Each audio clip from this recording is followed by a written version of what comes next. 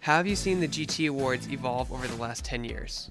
Yes, I believe that the evolution in the GT Awards these past 10 years is really, it matches the evolution of the North American touring culture.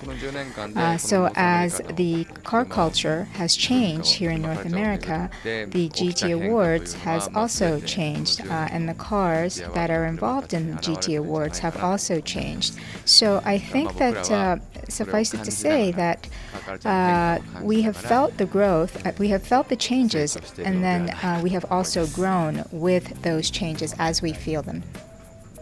What do you look for in picking a winner for the GT Awards each year? When we look for a GT award winner, we like to think of, or I like to think of the total package, something that's well balanced and presents a overall package, starting with the concept to the background story, the performance quality, finishing touches. So I like to think that the cars that are chosen for the car that's chosen for the GT award winner is something that has all of those things and has a very good balance of those things. So the SEMA show really reflects the North American car culture, and there are certain things that change every year and certain things that don't. So there's that dichotomy. And so I like to come here and look at the things that do change, the things that don't change, and then design Gran Turismo based on that, and then decide which cars go into the game also based on those two things. What themes have you noticed at SEMA this year or recently that could impact the future of Gran Turismo projects? What I saw foremost this year, what I noticed foremost this year was the number of Toyota FRS tuning cars. This was something that we were involved in from the initial planning stages, from the idea stage. We had a relationship with Toyota, and it was something that we were involved in from the beginning. And so we saw that debut in North America, and now there are many tuning concept cars here at the show, and it makes me happy to see that. And as a car enthusiast, what's it like to be around so many different types of cars and makes and brands and models?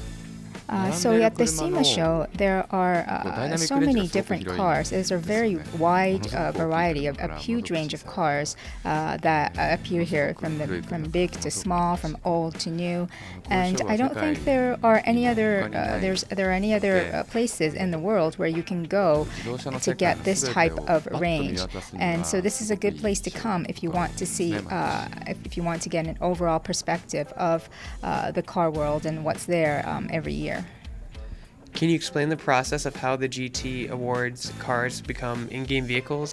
So the cars that are awarded or chosen for the GT Awards, we send a team of 5 or 6 people, and we call that the car modeling team. They go to the owner of the car and usually visit their garage, and they take pictures, they take measurements, and then they bring all of those things back to Japan.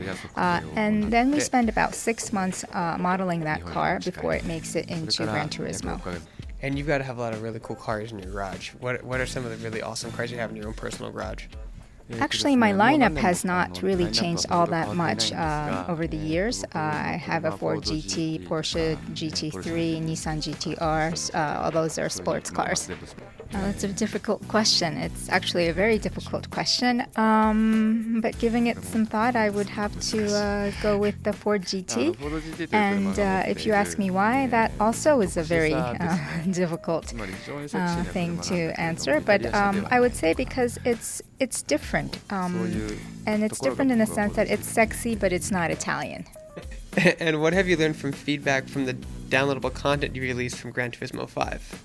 The DLC or downloadable content for GT5 was actually not made available right after GT5 was released, but actually a year later after the release of the game.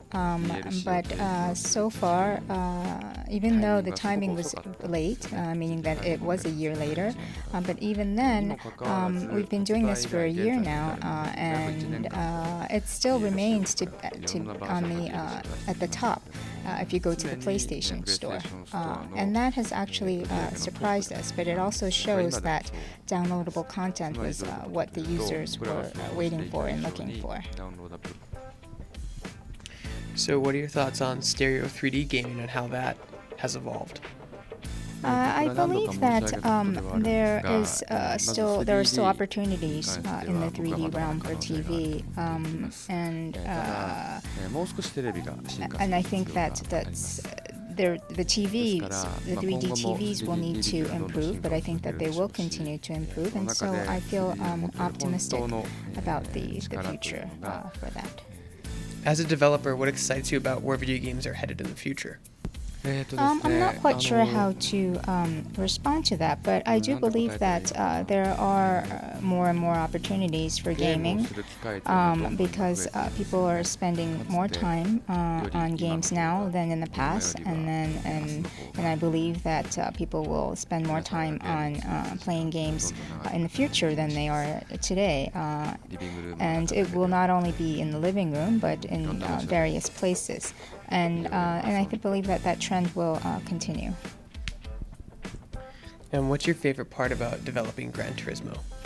That's also difficult to answer. I'm not quite sure how to respond to that, but I would say that the most fun part about developing GT is that cars are something that have a presence in society, and society changes, and so cars also change with that.